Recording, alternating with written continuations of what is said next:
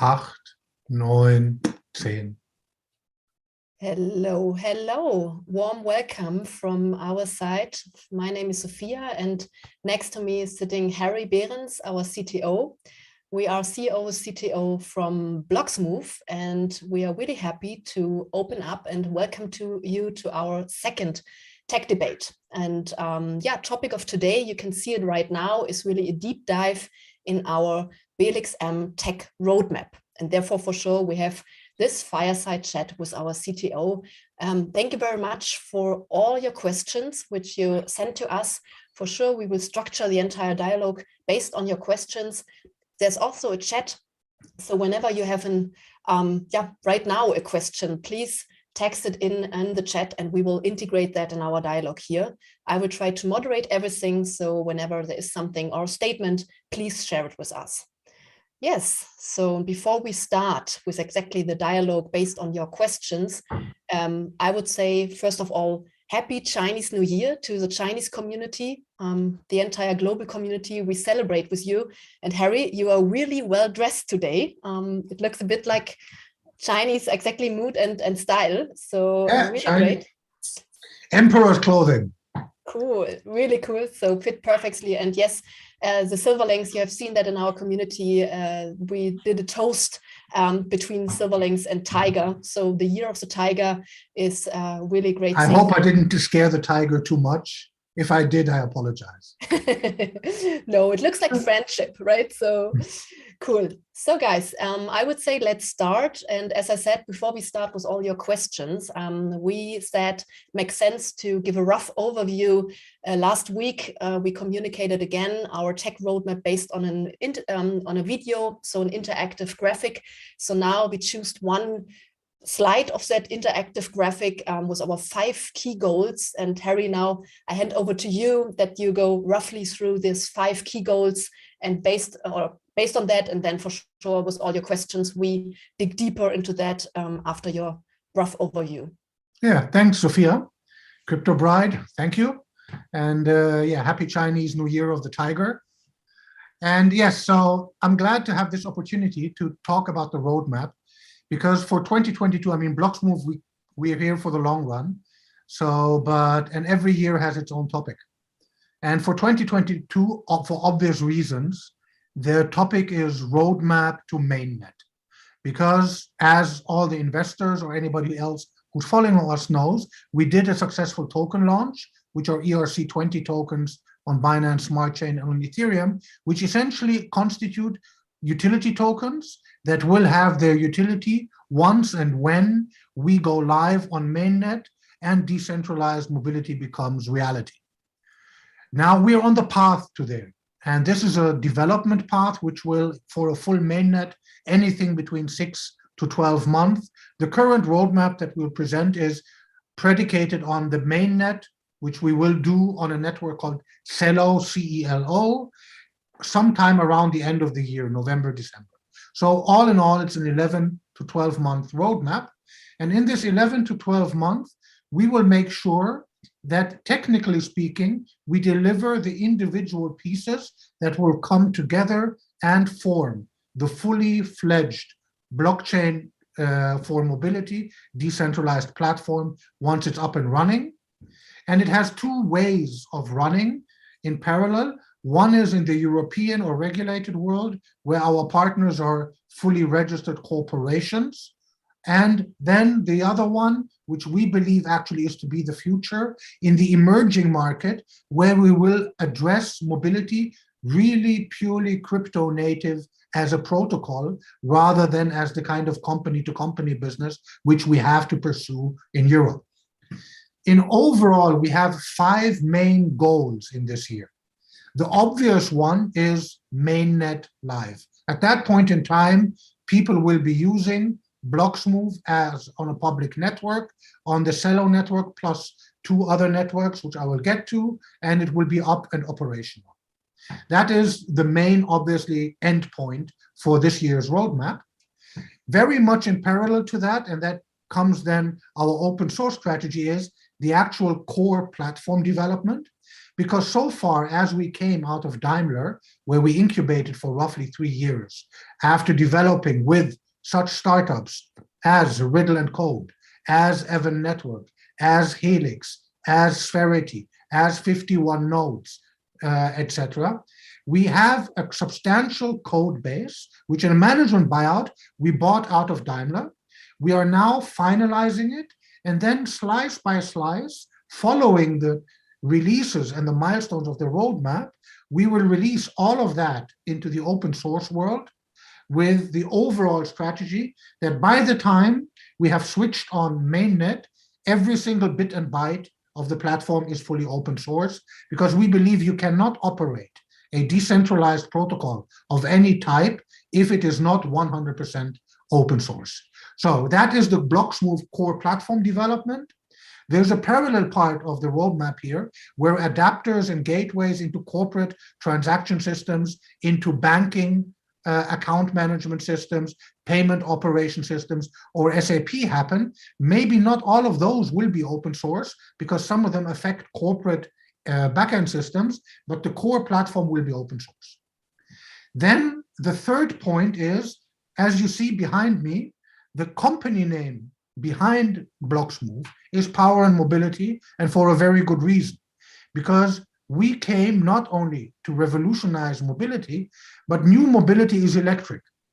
And power should not only be generally become electricity and then fuel electric vehicles, it should also be generated by renewable energy to really go for fully sustainable, carbon neutral new mobility, which is what we believe mobility should be. And because of that, we're working closely with partners from the energy industry, from the power industry, as well as the Energy Web Foundation. We are a member, a fully validating member of the Energy Web Foundation, in addition to our bloXmove work. And as part of that, we will some of the bloXmove platform, especially when it comes to charging based on the open charging network and products that are related to charging or providing flexibility to the power grid, we would release those independently and before the core bloXmove platform, and those will be released on the Energy Web blockchain. So strangely enough, we will be releasing live code onto another blockchain, in this case, the Energy Web Foundation, before our full product is going live on the mainnet. But we believe that is a very, very important part of our identity and of our tech. Another part, also from the technical part, which is key to understand how we differentiate ourselves from the tech part, is, yes, we are known as a blockchain company or a blockchain organization, and obviously we issued a blockchain ERC and BEP 20 token, so yes, we are a blockchain company. But if you look at the protocol that we're offering, which is ticketing, identification, verification, settlement, and invoicing for mobility, for charging, etc. And you think about how to solve this, a big part of that is crypto, yes, but not blockchain, namely decentralized identifiers or DIDs. DIDs can in many ways, I mean, now everybody knows what an NFT is. So a DID can be thought of as like an NFT, but interoperable. So like an NFT that you can take from one chain to the other, and it stays valid in itself. It also has its own crypto protocols based on digital signatures, public key, private key, etc. And Ontology is one of the blockchains that has been the earliest to recognize that. And they have a layer 1 blockchain, which is natively predicated on providing secure digital identifiers and verification of credential as part of the core layer 1 blockchain. And we've been working with them since our Daimler parts. So if you Google Ontology and Daimler Mobility or Ontology and bloXmove, you'll find quite a lot about our ongoing activities. So as part of that, the pure access control and ticket creation part of our protocol that we use for mobility, we are now in the process, the project has been also already going on for 2 or 3 months, in the process of developing that with Ontology. And that will also be released actually roughly around the same time as our mainnet. So That fourth point, which is ontology, now shows you that in total, we have in total it's 5-chain strategy, but for the actual mainnets, we will launch on 3 different mainnets. CELO is the core platform. Energy Web Foundation is that part of the platform where power meets mobility. And ontology is a very specific generalization of the protocol that we use for general ticket management, which we believe has huge potential. Think smart lock, think locker rooms, think smart hotels, think whatever, office by the hour, etc. So it has potential on its own. Last but not least, and then I've given a slightly longer introduction than Sophia expected and probably hoped me to do, is we are in the process now of using some DeFi protocols to cater to our investors. So we've already launched liquidity farming, both on our Binance Smart Chain, but also on Ethereum. We did that on a software as a service partnership with a third-party company. And in meantime, we're developing the same portal for ourselves as Web3 dApps. And that will be rolled out early February. We will add staking, which a lot of the community has been asking for. So single token staking as opposed to liquidity farming. And then last but not least, we have a very exciting product in the pipeline. It's a pure DeFi product actually, but it was created because of the multi-chain environment we're operating in. So it was created to balance the pricing between the same token on different chains. We call it a smart bridge. Think of a combination of a bridge with a liquidity pool, roughly speaking. And that will be actually released also quite soon. And these are all treasury DeFi products, which we provide for our investors so they can leverage what DeFi protocols offer you in terms of yield farming, in terms of reward earning through staking, in terms of protocol benefits when you arbitrage between 2 different price levels. So this is something that we want to provide to the community of investors.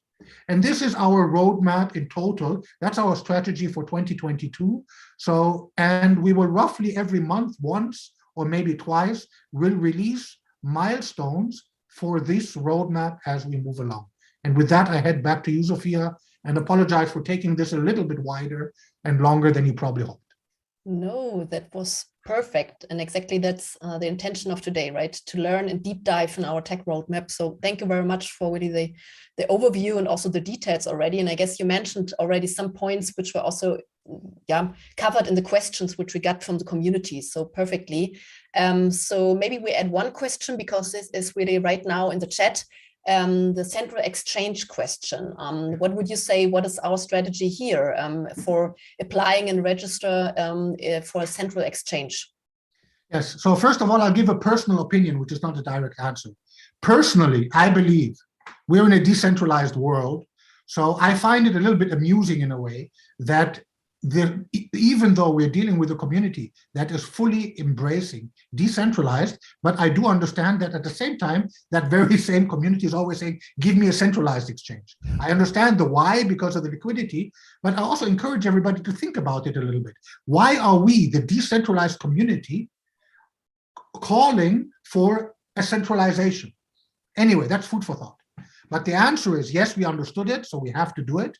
We went with one layer 2, tier 2 centralized exchange. We were unlucky, we went with Bitmart. They got hacked immediately afterwards. We were not affected, but obviously that didn't exactly help liquidity because they're still reeling from the impact of that. So looking back, if we had known, that was a mistake maybe to go with Bitmart. But anyway, that was our first centralized exchange. We have a second centralized exchange lined up. We were going to launch on the 19th of January. Internally, there was an internal date, which we had already decided upon, but you all know how the market is right now. We're in a bloodbath of a bear market, so we're holding up on that, but the contracts are signed. The demographic is in the Eastern European world, so it's specifically catered now. We want to address new demographics, so rather than just go into the very same demographics that we're addressing anyway, the obvious way of growing is to enter demographics, to enter markets where we are not already. In this case, we will be addressing the markets represented more or less by the former Soviet Union, so the Russian-speaking markets, the Ukrainian-speaking markets. And that will be, as soon as the market goes up, I would hope the market stabilizes sometime soon. So within this month, at the very latest, early March, I would hope within February, there will be a second centralized exchange up. It will not be Gate.io, it will not be KuCoin, because I see those questions in the group. No, at this point in time, it's not KuCoin. No, at this point in time, it's not Gate.io. Then moving forward, we've decided not to do the, just collecting centralized exchanges like, rubber points. So once we have this second centralized exchange, we will potentially try to reapply or apply to one of the two I just mentioned in maybe 2 to 3 months, not immediately. And then we will stop and wait until the protocol and the liquidity in the protocol increases to a level that we can qualify for layer 1, tier 1 exchanges. So one of the top 5.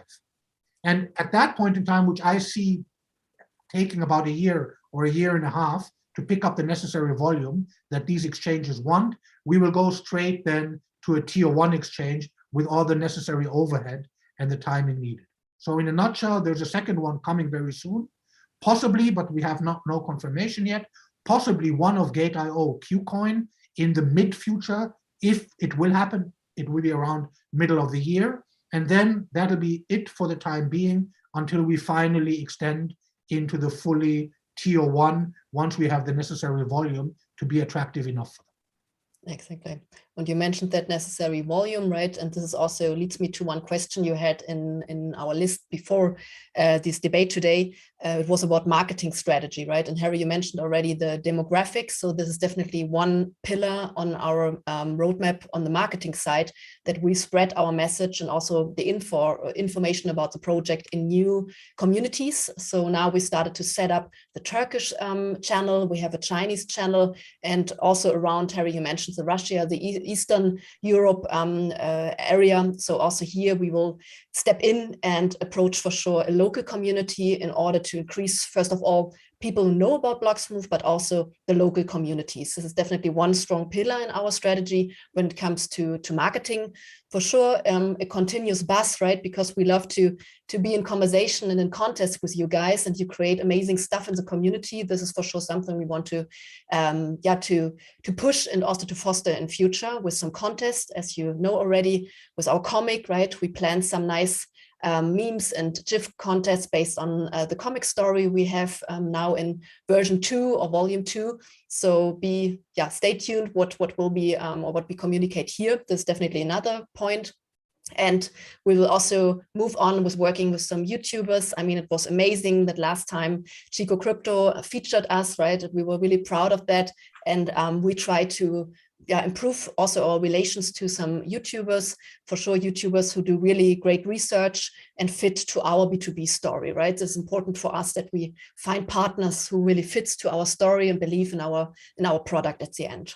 This may be what you can also expect from marketing strategies. And Harry mentioned already at the very beginning that also we work on some token products, right, when it comes to community and token-based benefits, right? So let's call it like that, and utility. And this is another topic for sure. Around all these things we're creating, we will also increase campaigns, some nice narratives when it comes to marketing. So this is definitely what you can expect in the next months, and especially in 2022. Yeah. Maybe, Harry, you also want to add something. Yes, in terms of demographics, because now we're speaking, all international and global and all these kind of interesting regions from here to there, Turkish, Eastern European. Now, not marketing, but actually doing one thing which we have also very clearly identified, and I mentioned it in a few calls or before, is that we believe that blockchain and crypto protocols are very much leapfrogging protocols. So they will actually be fully introduced in less regulated and therefore economically also less advanced countries first. And my favorite example is mobile payment, where exactly that happened. Mobile payment being created essentially in Kenya based on a very simple protocol based on mobile phone text messages being used as, in a way, bank transfer acknowledgements. And anybody in Africa, in the bigger countries at least, definitely in Kenya and definitely Nigeria, knows that banking is essentially already fully mobilized, and the speed of bank transfers in the emerging market is much faster than in Germany. In Germany, I have to wait 2 or 3 days before I get the money that Sophia transfers to me. In a lot of countries in Africa, the moment I send somebody money, bing, bing, bing, he gets a notification, she gets a notification on their mobile phone. And this is because they don't have existing old school legacy systems, which then people that own these legacy systems will try to protect them, because the worst enemy of improvement is not bad. The worst enemy of improvement is good enough. So the moment you have a good enough infrastructure, that is really what impedes progress, because it's good enough. Why should I move? Don't mess with the running system, blah, blah, blah. We know all these statements, which means countries like Germany, countries like the US, countries like China will not be the ones that will take the full benefit of crypto. And we already see that. Look at which was the first country that embraced Bitcoin, whether you find it good or not. But which country was the first country that embraced Bitcoin as official tender? El Salvador. No regulated, hyper-regulated market like ours could have done that. Long story short, one of our strategies is to roll out in the emerging markets, and we will do that. So by the time we switch on the mainnet, this will already be running with real live customers in the emerging market. And currently we're working with a small team of Nigerian community members and Nigerian brains who are helping us prepare that. So for the time being, probably Nigeria is going to be our first emerging market, pilot market. And I personally I'm very optimistic about this possibly becoming very much the center of our story in the not too far future. I would not be surprised if the center of the success in the blockchain world is going to move from the high-tech world of the US, of China, of Western Europe, and you will see the actual creativity come out in the emerging market, because we are simply too old, we are too regulated, and we are too much good enough. Why should we improve? Absolutely. And I think, Tina, this already answered your question, because you had exactly the question about our strategy in Nigeria. So Harry, you mentioned exactly the approach for some native markets, like call it like that. And yes, Nigeria is definitely one of the starting points where we want to start with that strategy. Now, thanks for explaining that. And this leads me to another question, because you also ask about our global strategy and global expansion. And often we get the question, yeah, guys, you're mainly based in Germany. First of all, maybe we have to add the founders, yes, but the entire team is really spread around the world. So we have people from Finland, from UK, from China. So really a diverse team. And also our focus from the very beginning, the founders focused on a global strategy. I mean, it makes no sense exactly what Harry explained in a minute before. It would be stupid to focus with our universal code, with our protocol on a market like Germany. Yes, we started in Germany and also in the neighbor countries like Netherlands, because our own network is very strong here, especially due to our history and experience in the automotive and mobility industry. But this doesn't matter that, or doesn't mean that we focus on Europe or also Netherlands and Germany only. Yeah, so the first projects and also pitches are in the direction of China, and for sure Asia overall, or Asia Pacific, is really interesting for us when it comes to openness for new technology, then urban mobility concepts, right? Really, that's, I would say, the area where urban mobility is in place and is used on a multi-model dimension. And you have many people, means also many transactions at the end, right? So therefore, Asia is very relevant for us. From our perspective, Asia and Europe, and less America, if you want to structure it like that, due to the reason that America is still very strong with owning a car, a pickup, or a truck, or something like that. This is why we say on a global dimension, this is how we want to focus it. Exactly. So now, Harry, I can't see you. Are you? Let's close the window. So. Very good. Yeah, a bit of fresh air is good. Cool. So let's move on with our questions. There's another question in the chat, because now we're speaking about countries. Argentina is another very blockchain-oriented open country. Harry, what's about Argentina? Well, talk to me is my answer. Dígame, bueno, podemos empezar. But we need people. It's very simple. You can identify markets. Argentina is probably a very promising market. Neighboring Brazil is probably very promising.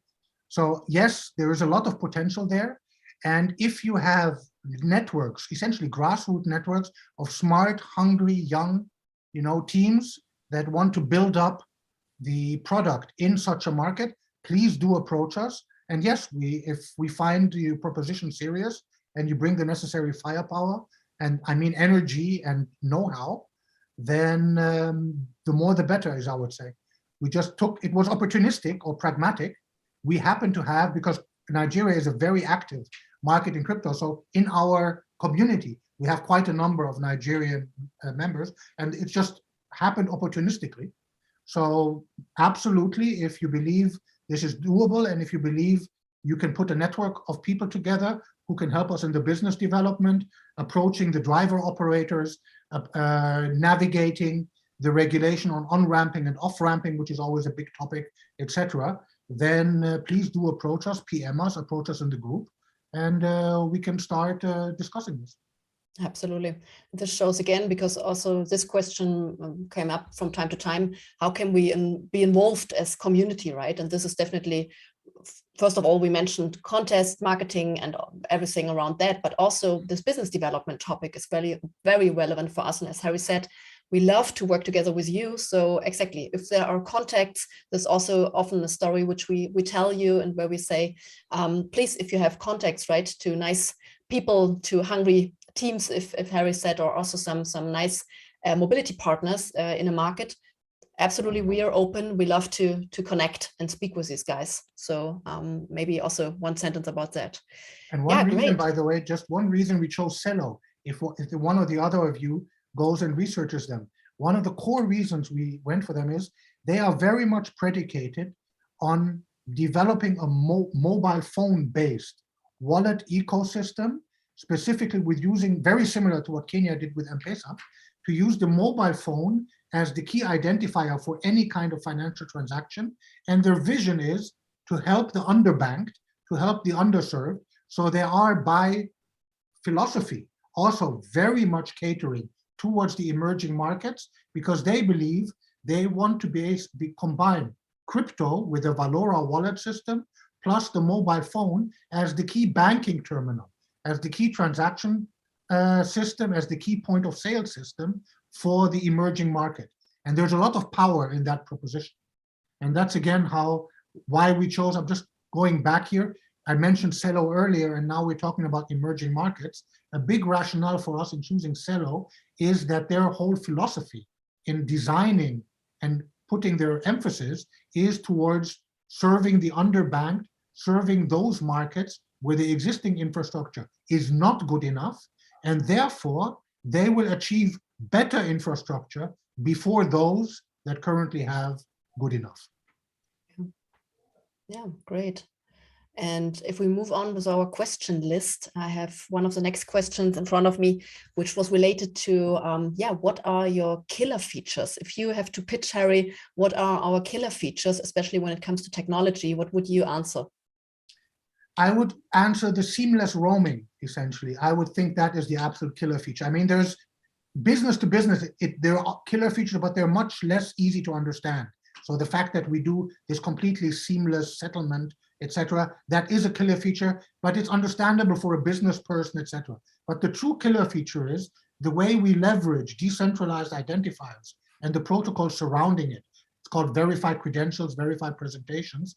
For anybody who wants to Google it, just Google DID and then possibly verified credentials, VC, etc. Because that provides you with an ability that any single participant in that ecosystem can sell you a ticket and basically give you a digital proof with a digital signature. This is pure crypto, it's not blockchain, but it's crypto. And basically saying, yes, I received either 100 euro from Sophia, or she has a billing relationship with me that I give her a credit line of 500 euro. So she's good for 500 euro. And me, the operator in this ecosystem, I vouch for that. And then using, again, these digital identifiers, they behave very much like a SIM card in your mobile phone. So you go from network to network and you don't onboard again, you don't register again, you don't need any of that crap. No, you just present your credential. That credential is being checked very similar to your SIM card when you roam from network to network. And basically what's being verified is, all right, is this credential issued by a verified and onboarded partner of the ecosystem? Yes. All right. What service level are you being vouched for? So you're the service level billing relationship up to 500 euro, whatever that gives you access to. All right. Then I don't even need to know your name. I just deliver the service. You check in, you present the credential, think QR code, credential, verified, okay. Tuck, door opens, enter the bus. You check out again, you enter, okay. You rode the bus worth €1 or worth, I don't know, 500 naira. And then you get off the bus. And because all these credentials have been verified, that bus operator who never met you before, you never met that bus operator, can now deliver you that service, know they get their money in crypto real time, while you, Sophia Rüdiger, all you did is elegantly just, this is my credential, this is my credential, and you have this universal identifier which you can then add upon, and that's what the protocol does. You can add all kinds of credentials, tickets, access rights, golden passes, memberships, etc., and they're always cryptographically verifiable and completely seamless. So you onboard once over the whole ecosystem, and then you just use whatever service is out there. And that is beauty. At least from a technical perspective, I can only say I get enthusiastic every time I think about it.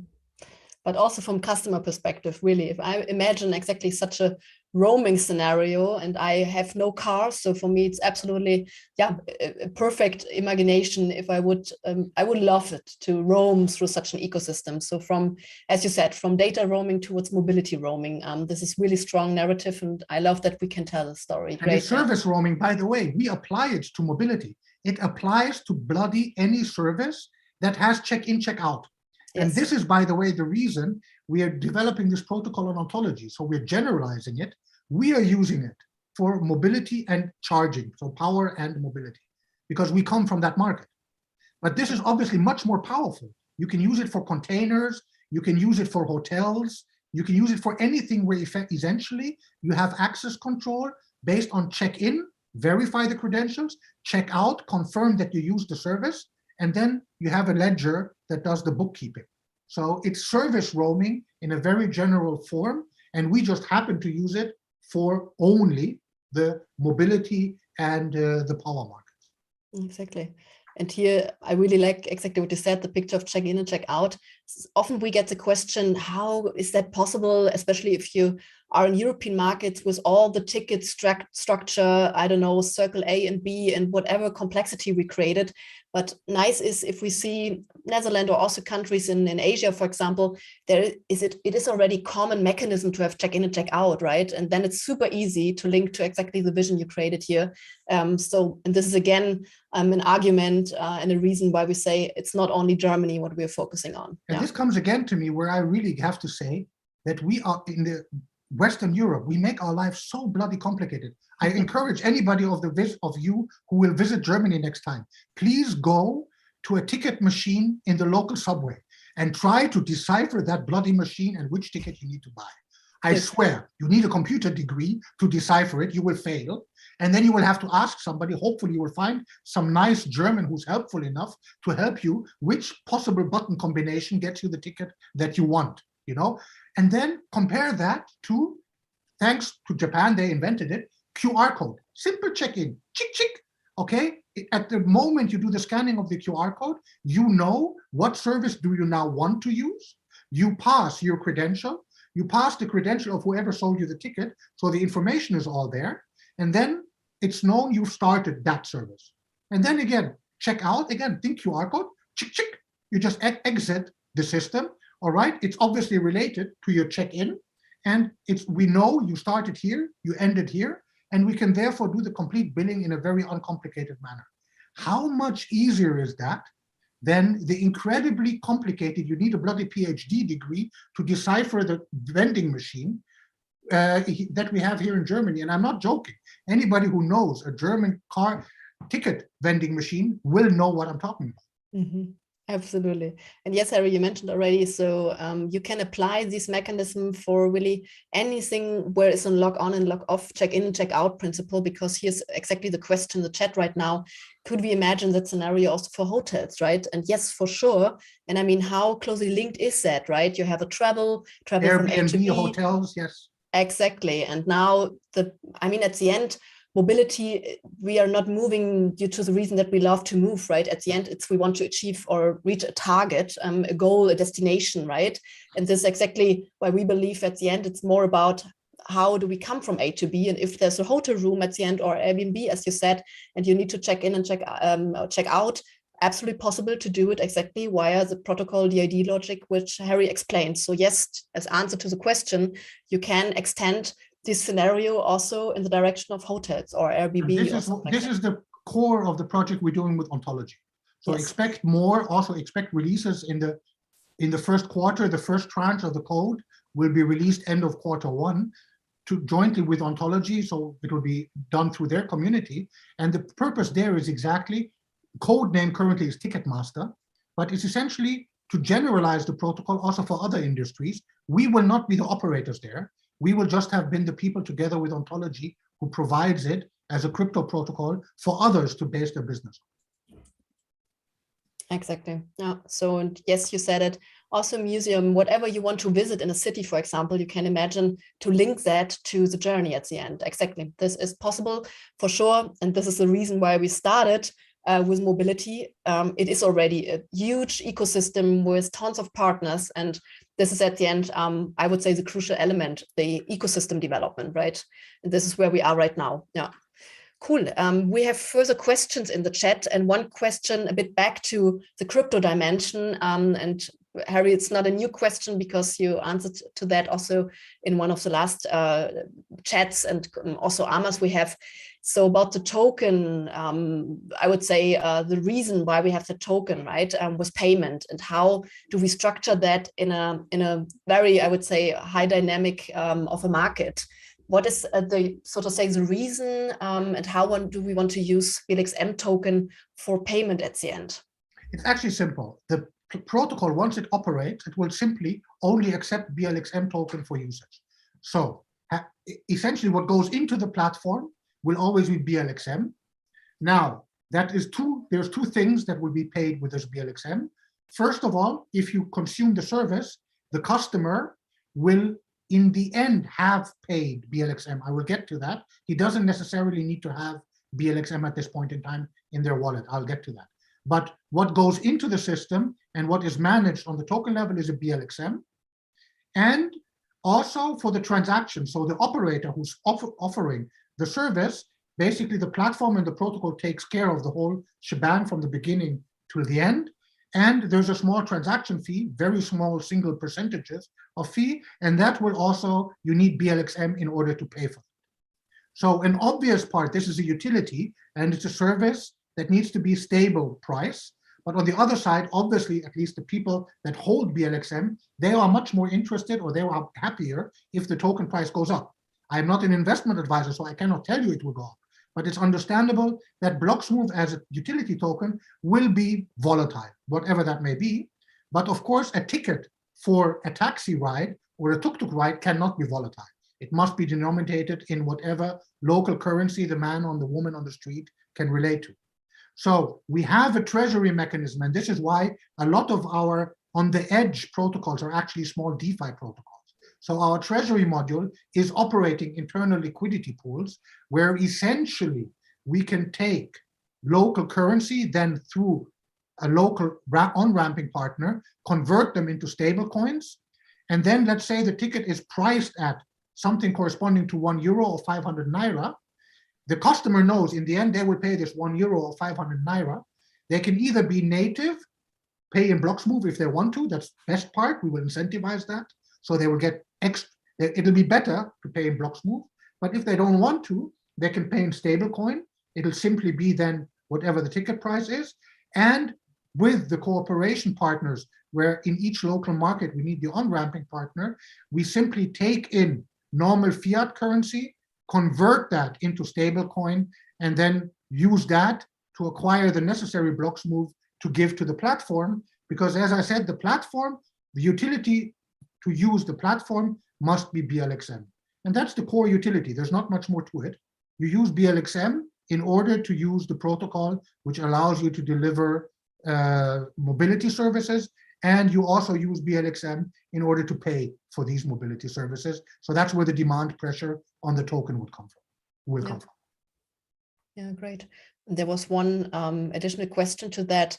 Why do we choose to use our own BLXM token, right? And not, I don't know, using smart contracts based on Ethereum? This was one question which I see in the chat right now. Maybe you can also explain that in details. Well, the token, for instance, in its current version is an ERC20 token also. It's also a BAP20 token. So it is a smart contract based on Ethereum, but the utility price, so the token itself should be native because we're using these tokens to develop the community, to develop the technology, and to develop the platform. We have sold the token into the market to those that buy into the vision and that believe into the vision. And we have specifically collected, essentially, by doing this public sale, what have we done? In a very big scheme of things, we have pre-sold tickets. So the tokens that we have sold are essentially tickets that will be sold in the future.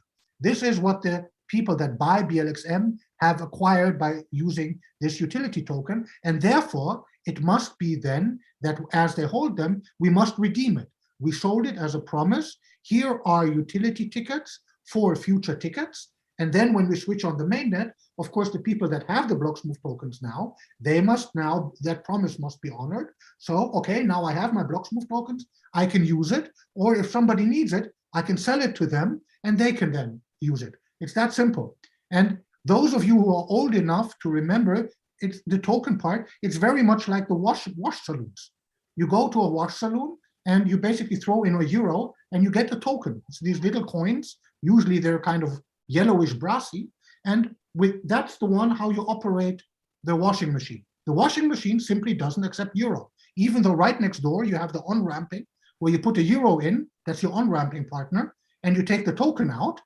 But the washing machine, and in this case, bloXmove is the washing machine. The washing machine only accepts the native token, which you then put in. And it's the same mechanism here. So, and essentially that is what a token sale is. You pre-sell the tokens for the washing machines that you will then be rolling out as you go to mainnet. It may sound like a strange example to bring washing machines into a crypto discussion, but fundamentally that's what we're doing here. And that is why, of course, the way to utilize the utility must be based on those tokens, because that is what the token sale presented, and that is what the investors bought. Exactly. And just as final statement from my side, this is maybe also interesting for the people who are interested in the technology. It's not the idea that we created a private new chain or something like that, as Harry said. So we utilize Ethereum chain and also a Corda dimension for the B2B settlement in our setup. This may be also important to understand, because our idea is really that the topic is shared and also open sourced, as Harry also mentioned at the beginning. This is our idea, not setting up, I don't know, a private scenario, private infrastructure for that idea of mobility. Yeah, good. I would say we move on with maybe 1 or 2 final questions, because we're talking already 45 minutes, and yeah, we want to keep it short and crispy and not bother you with too many information at this time, because as we said at the beginning, we do this debate every month. So we have also in March, yeah, more time to discuss in detail. But maybe one of the next question I see right now, a new one in the chat, if we can talk about the Bankhaus Heydt connection. And yes, there was an announcement, right, also linked to BitMEX. So maybe Harry, you can also tell a bit about that and the project dimension. Yes, it's actually simple. On-ramping, off-ramping is not only for the emerging market. If you deal with corporate partners, you got the same story. So we're having a distributed ledger where internally to the ledger, among other participating nodes, you can pay on something that we call internal value units, which are very similar to you enter a casino and you deposit cash at the desk, and they give you these chips, and then you use the chips inside of the casino, which in that case are the business partners. And that's frictionless You don't have commission fee, there's no delay, it's real time, it's fully consolidated, fully consistent, zero error part on the blockchain level. But it is still reflects, it represents money. And how is it created originally? It is created by a customer. I mentioned the example earlier, Sophia paying somebody €100, and then with that and her credential, she then goes to the scooter company, consumes the scooter service, consumes the ride-hailing service, etc. And that €100 is then paid by her operator to the operator of the scooter, for instance. And this internal operator-based settling of these invoices and settling of these liabilities is done on the blockchain. But of course, at some point in time, the scooter operator needs to pay salaries in fiat currency, so they will need their money back. Long story short, just like in the casino, after you finish your gambling, hopefully you won, so you go back to the desk and you present your chips and you take back your euro. So this triggering of conversion of real money into internal value units and triggering back internal value units into real money, you need a regulated payment provider at the very least. That's not good enough for some scenarios. Ideally, you have somebody with an e-money license or even better with a banking license. And together with the Bankhaus Heydt, we are exactly developing this solution where jointly with a regulated bank, the Bankhaus Heydt, and by the way, one or the other of you might know that BitMEX now bought them, and Alex Höppner, the CEO of BitMEX, is actually our CEO. So the world is moving closer together as far as I'm concerned. So anyway, and Bankhaus Heydt with us now, we are taking this to market ready. And I can tell you market ready in the sense that a bank is allowed to operate it is not an easy peasy thing to do. So this is easily another 6 to 9 to 12 months to pass the necessary compliance check but at the end of that, we will have a very, very unique proposition. And I don't know many, if at all, any player out there. So you will have a fully decentralized crypto protocol solution, which at the same time can offer you seamless integration with bank accounts. And that's why we call it IBAN to ledger. IBAN or IBAN, I'm not sure how you pronounce it, is the short code for bank accounts in Europe. So if you give your bank account number to somebody in Europe, you give them your IBAN number, IBAN, International Banking something number. So, and this, what we're doing with the Bankhaus Heydt is fully taking into production this IBAN to ledger layer by which the financial engine, the settlement engine of the bloXmove platform becomes fully banking compliant. So you can integrate it with standard fiat denominated bank accounts in the European or any other central bank regulated market. So that's the connection here. Yeah, and in exactly this explanation, you can see how we designed a structure and also an approach for both markets. So on the one hand, the native side, right, which you explained before, and now also the hybrid setup, where we for sure have to deal and want to deal with structures like banks, like governmental bodies, and also for sure companies. And this is exactly how we approach markets in, for example, Europe.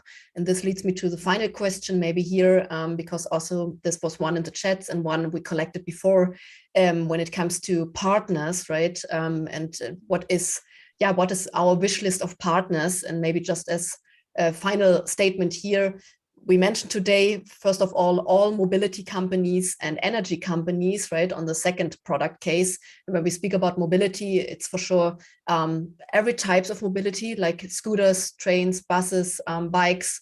Everything is important because at the end, we want to create that alliance and connect that alliance between all types of mobility. For sure, in the big vision, we focus more and more on the green style and green movement, so to say, means companies who offer electric cars or bikes or something like that. But overall, it's more about the mass of providers in one alliance.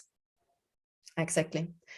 Yeah, and one final question was from a guy from Asia. I think we answered that from the very beginning, that our strategy is a global one. Yeah, so especially Asia and Pacific area is very interesting for us due to the reason we explained today. So, and whenever you have contacts here, because you mentioned some very specific companies here, we are really happy, to get introductions here.